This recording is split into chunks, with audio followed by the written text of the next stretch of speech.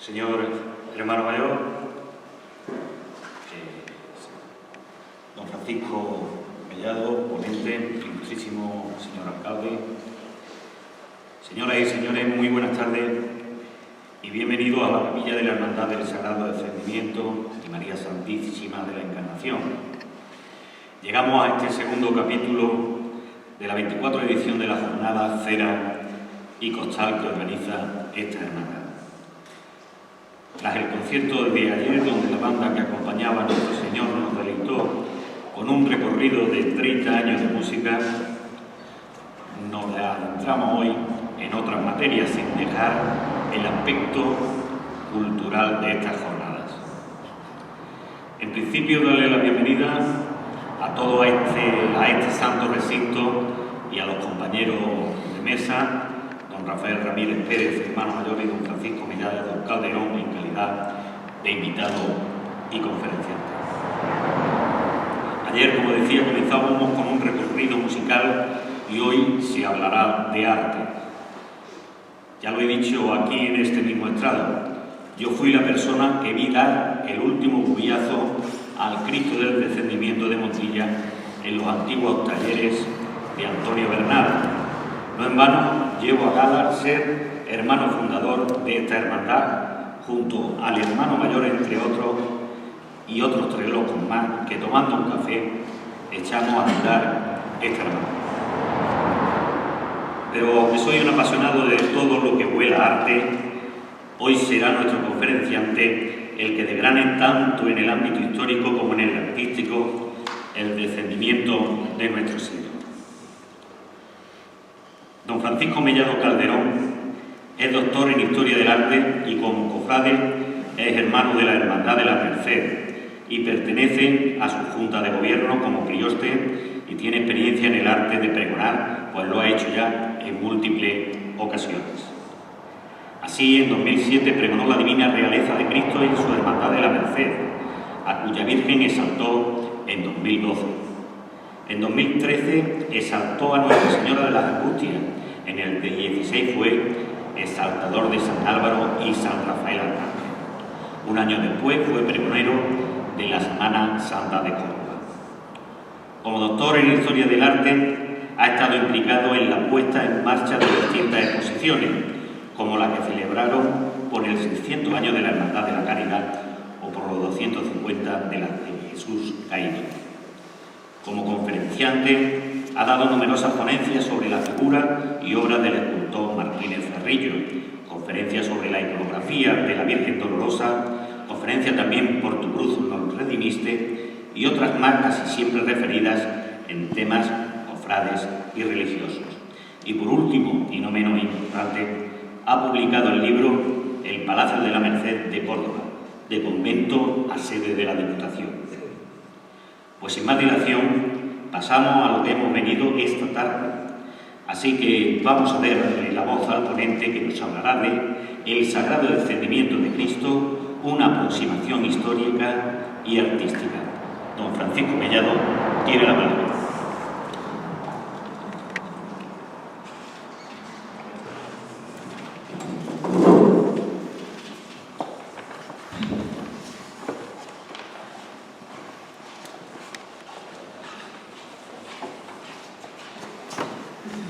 Bueno, pues buenas tardes. En primer lugar, pues darle las gracias a la Hermandad, al Sagrado Descendimiento, a la Junta de Gobierno, al hermano mayor, por su acogida aquí en esta capilla, al alcalde Rafael, que nos vemos muy a menudo por el Palacio de la Merced, pues yo estoy aquí en tu pueblo para estar aquí con la Hermandad del Sagrado Descendimiento. Una hermandad que, como he tenido ocasión de comentar con el hermano mayor, pues me unen 2 personas muy vinculadas a la historia de esta hermandad, como el escultor Antonio Bernal, que tengo bastante relación, y a nuestro querido y recordado Fray Ricardo de Córdoba, que, como sabéis, también está muy vinculado a esta hermandad y con la que me unía una gran amistad hasta que su desaparición en el año 2019. Bueno, pues bienvenidos a todos y hoy venimos aquí a proponer, hablar sobre el misterio, el tema iconográfico del Sagrado Descendimiento de Cristo. una aproximación histórica, pero sobre todo artística, cómo ha ido evolucionando a lo largo del tiempo hasta pues, la imagen que tenemos contemporánea, imágenes contemporáneas sobre este pasaje de la vida de Cristo. Pasaje que, como bien saben, va desde esta entremedia de la muerte, crucifixión, hasta que Cristo es depositado en los brazos de su madre. Para cualquier estudio de cualquier fuente iconográfica, por supuesto, tenemos que partir de los evangelios. Son la principal fuente, aunque luego los artistas utilizarán otros medios para ir configurando esa iconografía, con la idea de acercarse lo máximo al fiel. Lo que respecta a la fuente, a los textos bíblicos, los 4 evangelistas nos hablan de este misterio, de este momento de la pasión, como es el descendimiento de Cristo. Sin querer alargar mucho la cosa, pero sí que veo fundamental, de alguna manera, ver cómo los 4 evangelistas, trataron el tema del descendimiento de Cristo. El evangelista San Juan nos lo narra en el capítulo 19, más o menos así. José de Arimatea, que era discípulo de Jesús, aunque lo tenía en secreto por miedo a los judíos, pidió a Pilato que le dejara llevar el cuerpo de Jesús.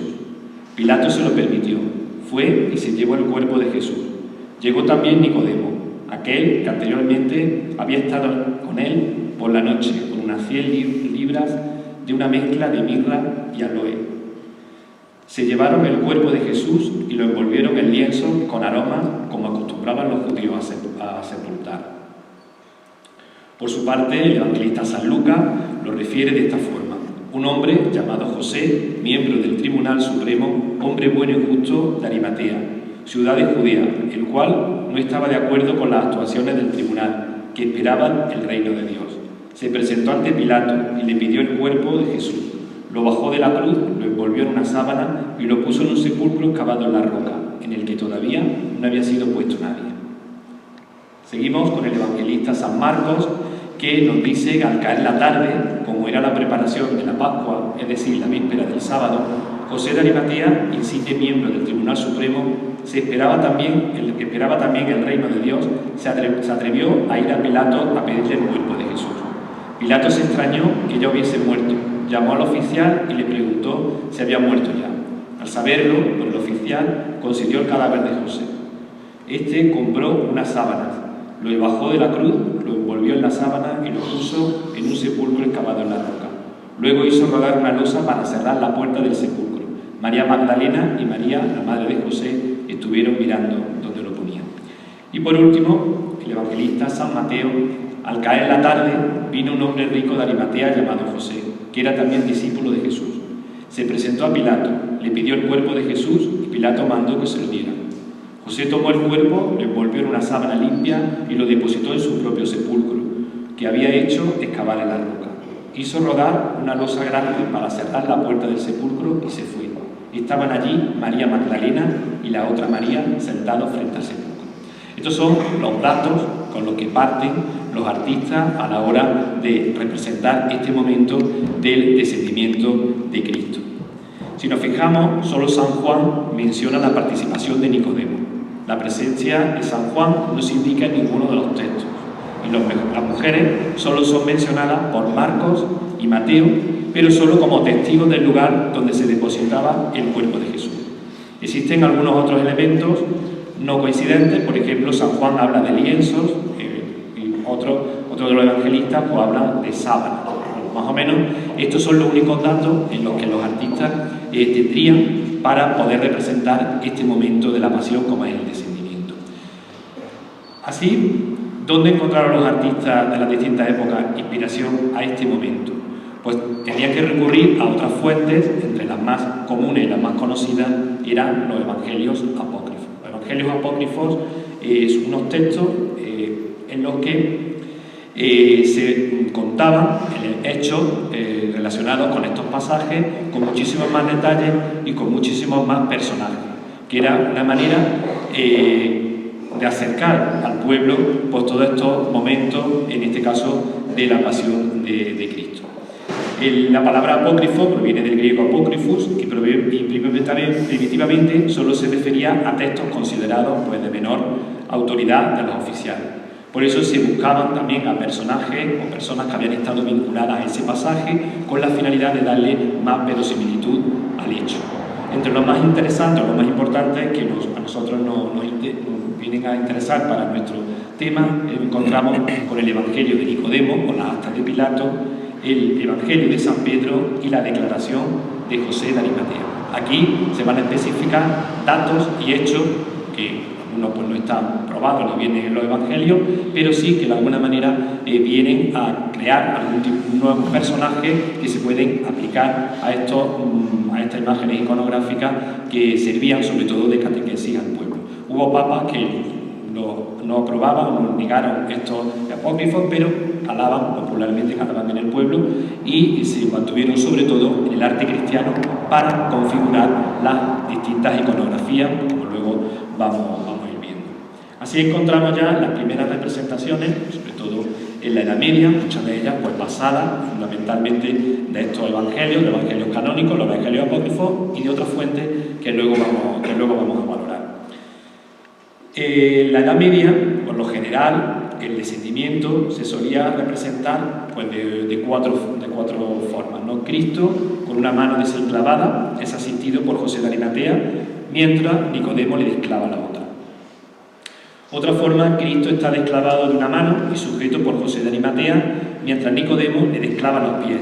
Esta representación es típica de la tradición bizantina.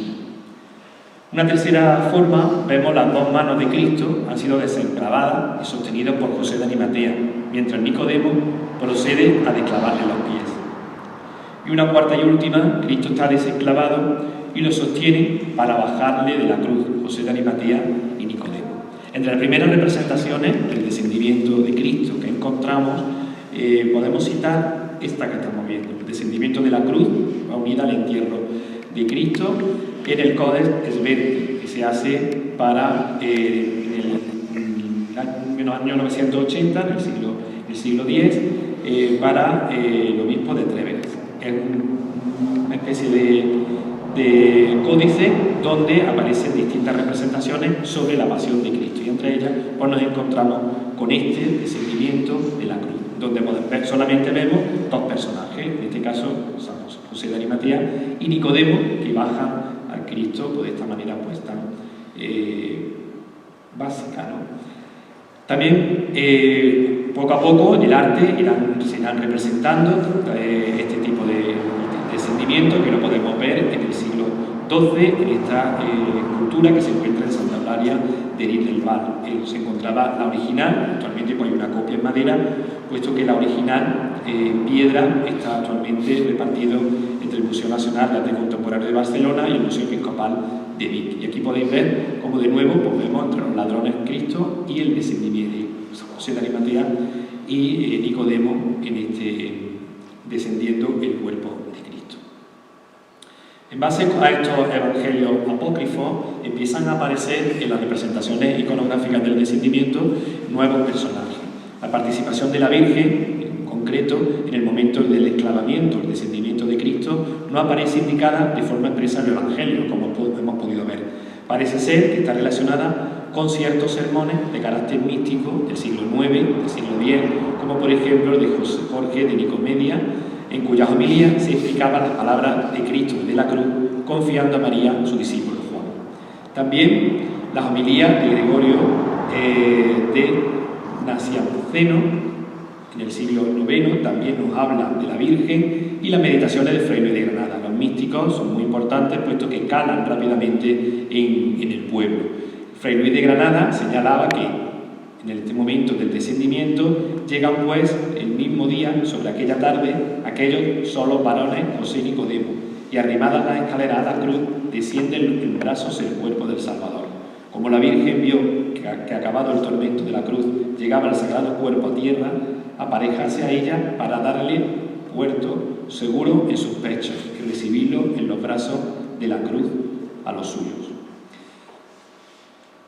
Así siguen surgiendo más representaciones, como esta que podemos ver en el misterio de Santo Domingo de Silos, donde aparece ya Cristo con los José de Arimatea, los santos varones, y también ya aparece pues, la Virgen, y en este caso también San Juan. En este magnífico marfil que se conserva en el Victoria Alberto de Londres, también aparece, ahí vemos a la Virgen en un segundo plano, junto a los santos varones pues, descendiendo a Cristo. Como también lo podemos ver en este témpera anónima, el detalle del descendimiento, donde aparecen ya. Y ya podemos ver cómo también van apareciendo ya las santas mujeres y otros personajes, sobre todo a partir del siglo XII, donde empiezan a aparecer otros personajes como las santas mujeres, también María Magdalena, que aparecen ya en este momento del descendimiento. Como podemos ver aquí también, en este relieve en mármol que se conserva en Italia, en la Catedral de Parma, donde aparecen todos estos personajes presenciando, ¿no?, el descendimiento de Jesús. Más o menos, pues la misma línea. Nos fijamos en esos brazos inertes, en ese brazo de Cristo, esa forma que luego vamos a ver de alguna manera el porqué o de dónde proviene esta iconografía. Aquí podemos ver algunas imágenes más, son prácticamente pues, todas de la misma línea, donde van apareciendo poco a poco más personajes. Aquí podemos ver también a la Virgen con las mujeres y San Juan y los santos varones, como también vemos en esta representación que se conserva en la Basílica de San Francisco de Asís en Italia.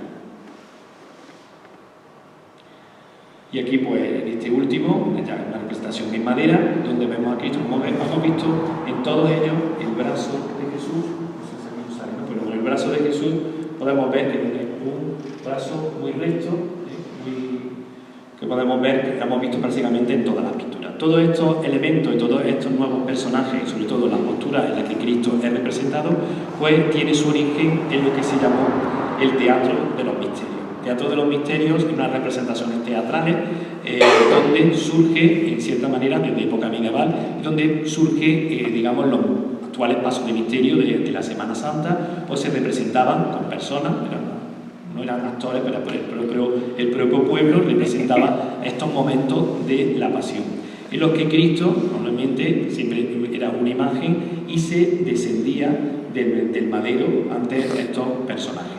Este rito, que se solía hacer generalmente el Viernes Santo, tenía tres partes. Uno de ellos era la adoración de la cruz, que era, podemos ver aquí, como podéis leer, la adoración de la cruz. Después de las 3 de la tarde, en el interior de la iglesia, 2 diáconos sacaban el crucifijo en procesión, cubierto con una tela, que se retiraba al acabar los cánticos de arrepentimiento. Adoraban la cruz y besaban los pies de la imagen. El descendimiento de Cristo se significaba la bajada de Cristo muerto de la cruz y el santo entierro de la imagen. La visitación al sepulcro, las 3 Marías acuden a visitar la tumba y ya finalmente la elevación el domingo de resurrección, Cristo volvía al altar mayor. Fijaros en la fotografía que acompaña a este texto. Esa es una pintura que se conserva en el convento de las Agustinas de Medina del Campo, y aquí podemos ver más o menos cómo se representaría, cómo se llevaría a cabo esta representación. Si os fijáis, el Cristo es una imagen que tiene los brazos articulados, que se podía mover para poderlo bajar. La Virgen, también una imagen de madera. Vemos al sacerdote en el púlpito, y el resto pues son todos personas que van celebrando, que van realizando pues esta representación. De esta manera, de este tipo de representaciones, pues nos quedan en España muchas imágenes muy interesantes, como esta que estamos viendo aquí, que es el Cristo de los Gascones, una imagen anónima que se conserva en Segovia. Si os fijáis, los brazos, claro, como lleva un artilugio en los brazos para que se pueda bajar. El Cristo pues, puede estar en el sepulcro, puede estar crucificado, y luego pues, en el momento del descendimiento es bajado con esas maneras esos brazos articulables que conservan. Como digo, hay muchas imágenes que todavía se conservan, afortunadamente, de este tipo de representaciones. Pues entre ellas pues, nos encontramos del Cristo de los Gascones, y una de las más populares es el Cristo de Burgos. El Cristo de Burgos está realizado de una piel flexible que hace que el Cristo pues, se pueda mover.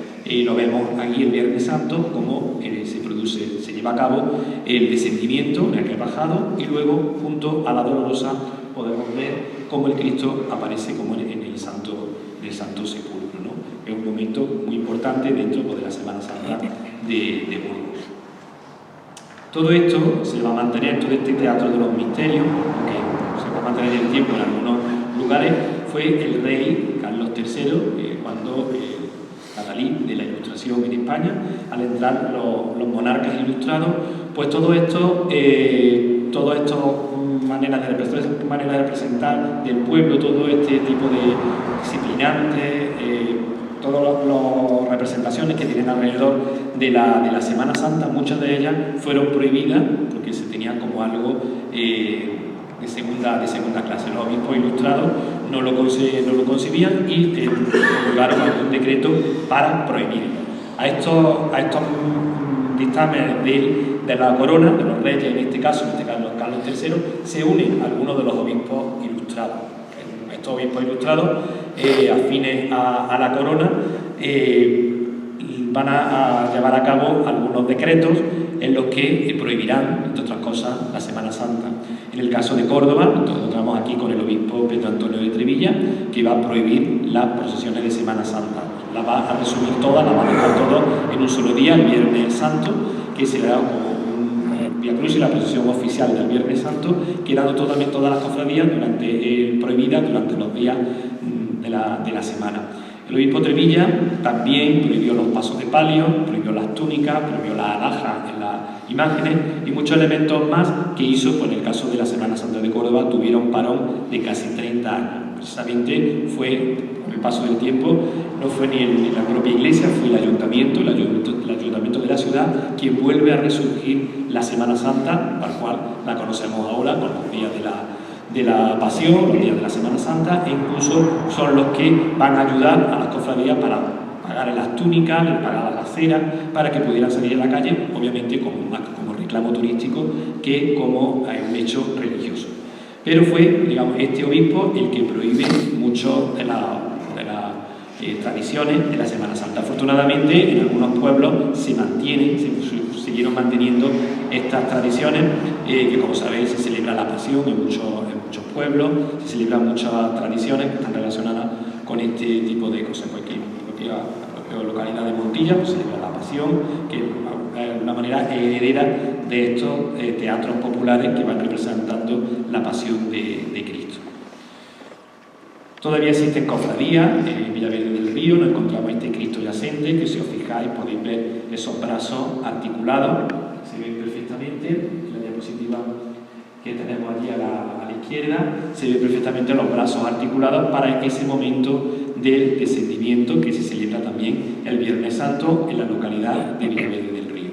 En el caso de Córdoba, como he dicho antes, el obispo Trevilla prohíbe todo este tipo de celebraciones en torno a la imagen. La Hermandad del Santo Sepulcro, no hace mucho, volvió a recuperar esta tradición de desenclavar a Cristo. El Cristo antiguamente se celebraba, la propia cofradía celebraba el descendimiento, el Viernes Santo, y luego pues, se trasladaba al sepulcro, ¿no? Y comenzaba la procesión. Esto se dejó de hacer y la cofradía, pues, hace unos pocos años lo ha recuperado, y en el Vía Crucis del Domingo de Pasión, en la última estación, Cristo es descendido y depositado en el sepulcro, la manera que tiene para depositar al Cristo en el paso para la procesión del Viernes Santo. Como digo, pues lo vemos aquí muy relacionado pues, con estos teatros populares, que podéis ver allí, los hermanos de la cofradía descienden al Cristo, lo bajan y lo trasladan hasta el sepulcro. Pues con todo este pozo histórico, con toda esta tradición, la edad moderna se van a seguir representando el descendimiento, pero ya con ese carácter mucho más dramático que sin duda viene de estas representaciones teatrales, donde los actores, las personas que van a realizar estas interpretaciones, pues, aquí son personas reales, pues tienen esos movimientos, esa expresión corporal que luego los artistas sin duda copiarán a la hora de representarlo. Aquí vemos como las imágenes ya no son tan hieráticas, Cristo no tiene ese brazo extendido tan pronunciado como hemos visto desde época medieval, y aquí pues, podemos ver cómo abajo del descendimiento se agrupan esas mujeres que lloran, afligidas, idas, que caen, que tienen una expresión que no son tan hieráticas como se pueden ver en las otras representaciones. Sin duda, todavía estamos en el final del gótico, sin duda por una de las representaciones más logradas de toda la historia del arte, que tenemos la suerte de tenerlo aquí muy cerquita en el Museo del Prado, pues es este magnífico descendimiento de Cristo de Roger van der Weyden, que se conserva, como digo, en el Museo del Prado. Aquí el artista pues, va a recoger pues, todos los personajes que van a desarrollar la acción, como son, por supuesto, Cristo, que aparece en el centro. Si os fijáis, a la Virgen pues, le da la misma expresión que a Cristo, salvo que un poquito más abajo, pero está igualmente representada casi de la misma forma. Cerrando la escena podemos ver San Juan, la Magdalena, y después aparecen todos los personajes: José de Arimatea, Nicodemo, María Salomé, San Pablo, María Magdalena. Son todos los personajes que intervienen en el descendimiento. Son rostros reales, rostros ya que nos acercan a lo cotidiano, a las personas que podían ser perfectamente retratos de las personas de la sociedad de la época, con esa manera de acercar iconografía, estos momentos de la pasión a los fieles, ¿no? Que llegará pues, a su culmen, sobre todo en el Concilio de Trento, como luego veremos. Más representaciones, que podemos ver aquí, donde Cristo y aparecen ya pues, todos estos personajes y con todos estos elementos que estamos valorando. Aquí podemos ver también otro, muy dentro de la línea de la pintura italiana, muy influenciado por Miguel Ángel, esos cuerpos atléticos, donde vemos a Cristo, que también es descendido y recogido, en este caso, por Nicodemo. Alguno más, que también, pues, tanto lo vemos en la Biblia, y sobre todo vemos cómo poco a poco las imágenes secundarias van tomando ese movimiento, van tomando ese protagonismo en la escena en la que Cristo pues, es descendido, sobre todo en la imaginería, en la que también podemos ver estos momentos de la pasión con esta obra magnífica que se conserva en el Museo Diocesano y Catedralicio de Valladolid. Uno más, y aquí podemos ver esta joya de la historia del arte como es el descendimiento de Cristo de Rubens, de Pedro Pablo Rubens, que se conserva en la Catedral de Amberes, con ese dramatismo, ese Cristo ya que cae prácticamente desplomado, con esa naturalidad, y que es recogido en este caso por San Juan, y abajo pues las mujeres que lo sostienen los pies y sostienen pues, el cuerpo, que poco a poco se desploma. Este quizás es el más conocido, el más representado, pero a mí particularmente me gusta también mucho este menos conocido, que se encuentra en el Museo de Bellas Artes de Lille, en Francia, y también por Rubens, realizado un poco tiempo después, el que Cristo pues ya es entregado a su familia, podemos decir, a la Virgen, a San Juan, a la Magdalena, ¿no? Descendido totalmente desplomado. El Concilio de Trento, como hemos apuntado anteriormente, va a ser fundamental para el desarrollo de la imagen.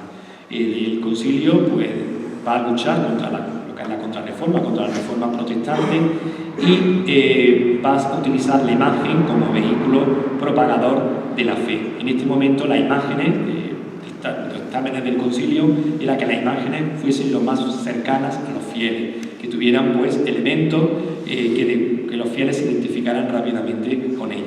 Es, digamos, pues esa eclosión de la devoción popular, surgen muchísimas cofradías, surgen muchas imágenes, y las imágenes pues llenan las iglesias, imágenes de todo tipo, sobre todo las de la pasión, en las que el fiel rápidamente se va de alguna manera a sentir identificado con una virgen que llora, que sufre, como cualquier mujer del momento, porque en este caso pues muere su hijo es descendido del madero y entregado a la Virgen. Aquí podemos ver en la Escuela Castellana de Valladolid este magnífico paso del descendimiento, firmado por Gregorio Fernández. Y en el caso de Andalucía, la Escuela Sevillana, tenemos el descendimiento atribuido a Pedro Roldán, de la Hermandad Sevillana de la Quinta Angustia, que concede la parroquia de la Magdalena. Aquí podemos ver pues, esos conceptos de la imaginería propia de Andalucía, la imaginería propia que no es tan sufriente, ¿no? Como hemos visto en la imaginería castellana. Y así llegamos a la época contemporánea que de alguna manera los imagineros contemporáneos van a revisar de alguna manera este pasaje evangélico y lo van prácticamente a interpretar basado casi siempre en estos conceptos que ya se han dado pues prácticamente de época medieval, pero sobre todo en el barroco. Sabéis que las cofradías sobre todo son más barrocas, beben más del barroco, por lo cual es ahí donde van a ir bebiendo los imagineros para crear estas imágenes. Hasta finales del siglo XIX, primero de los años 20, encontramos imágenes del descendimiento vinculadas a hermandades. Los años, la contienda civil, la guerra civil, como sabéis, se pierde importante patrimonio. Muchas de estas hermandades verán como sus titulares pues, son pastos de las llamas en la guerra, por lo cual, una vez pasada la guerra civil, se tienen que poner en contacto en manos de imagineros para restaurar algunas fueron insalvables, y para crear estas nuevas imágenes para el culto de las cofradías. No solamente en el pasaje del descendimiento, sino prácticamente en todas las hermandades. En el caso del descendimiento, muchas de ellas se pierden en la guerra y otras pues, se van a restituir a lo largo sobre todo en la segunda mitad del siglo XX. También en este momento, lo que se llegó a llamar el nacionalcatolicismo, se van a fundar muchas hermandades, sobre todo pasionistas, en las que van a recrear la mayoría de los misterios de la pasión, donde también se incluye, como no, el descendimiento de Cristo. En el caso de Córdoba, una de las primeras hermandades que se fundan después es la hermandad del descendimiento, con una imagen de Amadeo Ruiz Olmos. Amadeo Ruiz Olmos, sabéis que es un escultor valenciano, afincado en Córdoba, que realizó pues, este conjunto. Primero realizó el Cristo del descendimiento, Cristo bastante académico, muy dentro de los cánones academicistas propios de Amadeo Ruiz Olmos, porque Amadeo Ruiz Olmos era mucho más escultor que imaginero, por lo cual se seguía más a la parte técnica de la imagen. Y creó pues, esta imagen del Cristo del descendimiento. Años después se le añadió el misterio, que es el que podéis ver en la fotografía, que es el misterio con San Juan, los santos varones, San Juan, la Virgen y la Magdalena. Un misterio que era todo de talla completa, por lo cual pesaba mucho. El paso desde su fundación fue a rueda, y cuando la hermandad decide ya colocar las trabajaderas y el paso a costalero, cambió el misterio por este conjunto del imaginero cordobés Miguel Ángel González Curado. Miguel Ángel González Curado, conservando la imagen del Cristo, creó pues, este misterio, donde aparecen más personajes como las santas mujeres, que también aparecen junto a la Magdalena. Años después seguía teniendo bastante peso, y los santos varones fueron sustituidos por estos dos más pequeños de tamaño, más afines al Cristo, realizados por el imaginero Alfonso Castellano, el imaginero cordobés, que fue el que realizó estos santos varones, por lo cual ahora nos encontramos con un misterio bastante ecléctico, donde hay imágenes pues, de distintos autores. También en este periodo de posguerra nos encontramos con el descendimiento que se conserva en Badajoz del afamado escultor Antonio Castillo Lastrucci, como sabéis, por uno de los imagineros sevillanos más afamados después de la guerra. Y realizó muchísimas imágenes y entre ellas pues, nos encontramos con este curioso descendimiento, realizado todo en talla completa, y el Cristo pues, basado por estos Cristos clásicos, ¿no? Y dentro pues, del concepto de imaginería que Castillo Lastrucci pues, llevó a cabo a lo largo de toda su producción. En Almería nos encontramos con este descendimiento, también muy próximo después de la guerra, como es el descendimiento firmado por Eduardo Espinosa en el año 48, donde también aparecen todas estas imágenes que podéis ver, un abigarrado conjunto donde vemos pues, junto a Cristo y los santos varones, pues, San Juan, la Virgen y la Magdalena. Imágenes que con el paso de los años han sufrido distintas intervenciones.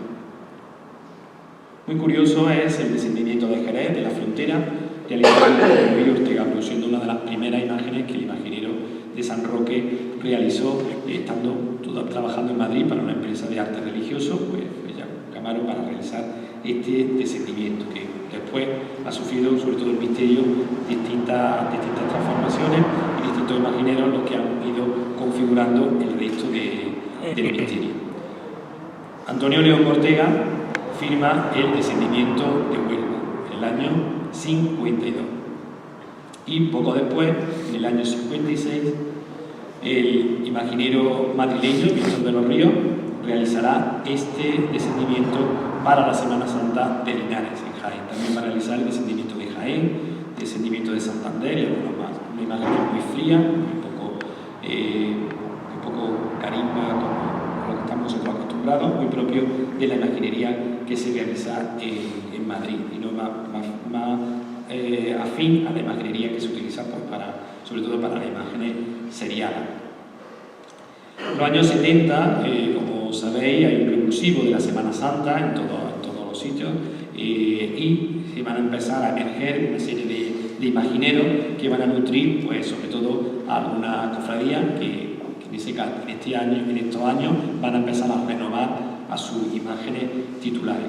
Imagineros pues, como de nuevo Luis Ortega Bru o Luis Álvarez Duarte, Francisco Buisa, serán algunos de los que van en la corriente, en los años 70, van a renovar algunos titulares. En el caso del descendimiento de Málaga, el primero es una hermandad que tuvo un primer Cristo que ardió, fue Pacto de la Llama en la guerra, atribuido a Pedro Roldán, y luego después hicieron varias imágenes, y finalmente pues, nos encontramos con este descendimiento de Luis Ortega Bru, fechado en el año 77. Algo parecido ocurre en Cádiz. Su imagen original ardió también en la guerra, luego hubo otra que luego tuvo mucho éxito entre los hermanos del descendimiento, y finalmente en el año 1977 Francisco Buisa Fernández realiza esta imagen, esta portentosa imagen del descendimiento de Cádiz. Poco tiempo después hizo La Dolorosa, que lo acompaña, y la prematura muerte de Francisco Buisa dejó las imágenes casi inconclusas al resto del misterio, y basándose en su modelo, su discípulo Francisco Berlanga, el que realiza pues, el resto de imágenes del misterio que completa por el paso que se puede ver en la Semana Santa de Cádiz. Y así, pues desde el 77 prácticamente hasta el año 94, pues nos encarga otra imagen así del descendimiento importante, como es pues, vuestro titular, ¿no? Que lo podéis ver mucho mejor aquí detrás. El descendimiento encargado pues, al escultor, el imaginero cordobés Antonio Bernal. Es casi de las primeras imágenes que Antonio Bernal empieza a realizar, puesto que Antonio Bernal llega casi accidentalmente al mundo de la imaginería, se dedicaba a otro trabajo, y precisamente fue a través de la Hermandad de la Merced, en la sede de la Diputación de Córdoba, unas exposiciones que allí se celebraron todas las cuaresmas, donde Antonio Bernal comenzó a exponer su obra junto a Paco Francisco Romero Zafra, y de ahí pues empezó ya a realizar estas imágenes. Como digo, a pesar de ser una obra temprana de Antonio Bernal, es sin duda un gran estudio anatómico y una imagen muy clásica dentro de todas las representaciones que podemos ver del descendimiento de Cristo. Con el paso de los años pues, se completa con los santos varones, la imagen de la Virgen y el resto de imágenes que componen este misterio que tenéis pues, la suerte de tener aquí en vuestra localidad y en vuestra hermandad. Unos años después, el propio Antonio Bernal realiza otro misterio, desde el descendimiento, en este caso para la localidad cordobesa de Cabra, en donde Cristo pues, ya aparece mucho más emplumado, casi ya en tierra, y la Virgen es situada en un primer plano, en la esquina del paso, que es atendida por la Santa Mujeres, ¿no? Digamos que son como dos escenas independientes, donde está la Virgen con las mujeres, y luego en el otro lado pues San Juan junto a los santos varones haciéndose cargo del cuerpo de Cristo. Y más recientemente, ya en el año 2008, probablemente pues, sean de las últimas imágenes del descendimiento que se han hecho, pues nos encontramos con el descendimiento de Guadix, de Granada, firmado por Elías Rodríguez Picón, que se hizo en el año 2008. Fue bendecido en el año 2008, una imagen también bastante buena, de muy buena factura, y se completa con ese gran misterio que sale en esta localidad cordobesa de granadina de Guadix. Bueno, pues hasta aquí este recorrido por este momento de la Pasión de Cristo, tan importante para vosotros, puesto que le rendís culto, como es el descendimiento de nuestro Señor Jesucristo. Un descendimiento de Cristo que tenemos que verlo, su descendimiento, su sepultura, como una profesión de fe en la resurrección y en la vida, la espera junto a Él, junto a nuestros muertos, de que se cumpla y se haga realidad nuestra vocación de eternidad, porque no hemos nacido para la muerte, sino como Jesús para la vida. Muchas gracias.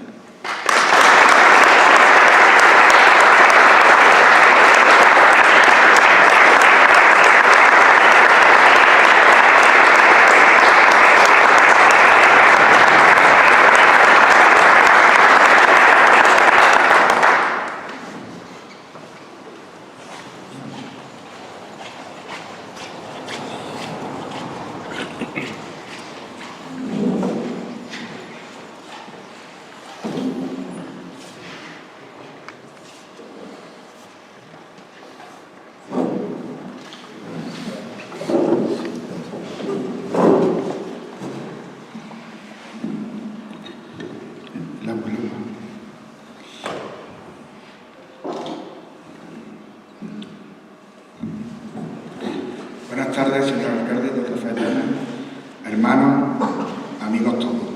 Bienvenidos a esta casa de todos montillanos, que es la capilla del Sagrado Descendimiento.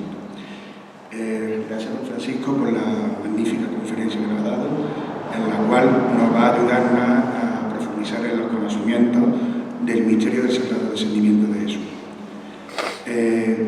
Hoy quiero hacer aquí, aunque ya hace unos meses que nos dieron la gran noticia, pero quiero hacerla hoy aquí público ante los medios, de que nuestra hermandad ha sido seleccionada para el encuentro de hermandades de descendimiento a nivel nacional, para el encuentro que se celebrará en el año 2024. Para nosotros es muy importante porque van a ser unos días en los cuales van a venir gente, van a venir hermanos de toda la geografía nacional que pertenecen a cofradías de descendimiento. Va a ser una cosa muy buena para Montilla, creo yo, porque económicamente pues, va a haber actividades, va a haber actividades tanto como informativas y culturales, las cuales muy diversas.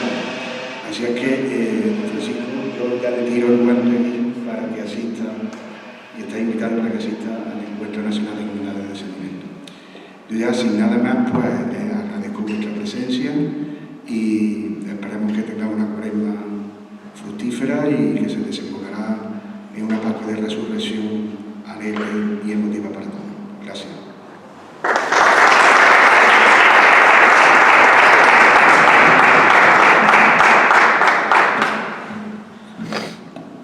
Don Francisco, en principio, muchísimas gracias, porque a todos los que nos gusta tanto la Semana Santa como el arte, esta ilustración ha sido maravillosa. Ya lo dije al principio, yo vi a Antonio Bernal, estábamos los dos sentados en el suelo cuando dio el último bullazo al Cristo del Descendimiento. El arte soy un apasionado. Por tanto, en nombre de mis hermanos y mío, muchas gracias.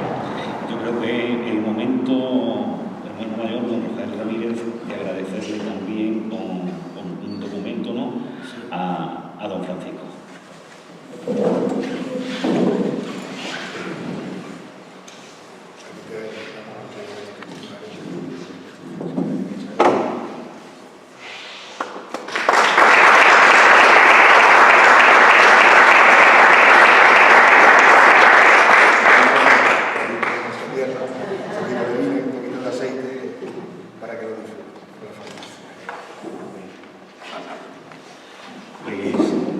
Aquí hemos llegado, señoras y señores, señor alcalde, muchas gracias por su asistencia también a todos nuestros hermanos, y yo les emplazo aquí a la 25 edición de la jornada cofradiaria Cera y Costal. Muy buenas tardes y muchas gracias.